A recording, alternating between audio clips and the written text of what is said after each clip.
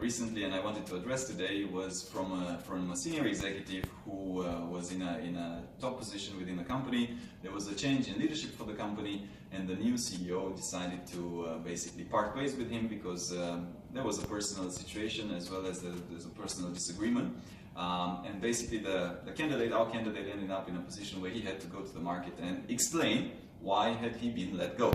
So the question that he had to us is, should he tell the truth? In this case, the situation between him and the CEO wasn't great and they decided to part ways, or should he come up with a politically correct answer to the extent that there was a business restructure or they would change a business direction or something to that extent, and that's why he was forced to leave the company.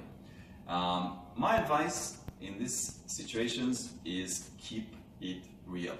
The world is a small place, people talk, and usually people prefer authenticity or prefer genuine reason. I think people understand situations and understand big corporations and how they work, and sometimes it's just the reality, right? People don't get along and then one of them has to leave.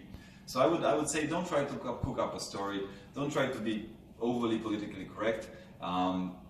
Keep it real. It's perfectly fine if that situation happens in a corporation. I know it's difficult, especially in this case the person had been with the company for 15 years.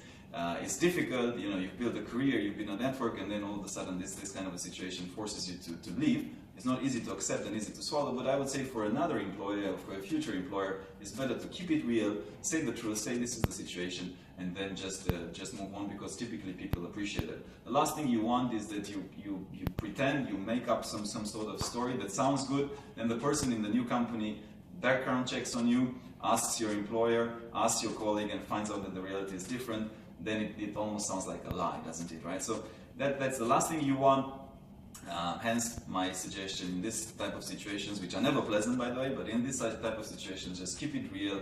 Try to tell people the truth as closest to the truth, and I think most people will understand, most people will appreciate, and most people will actually give you brownie points for that. Thank you.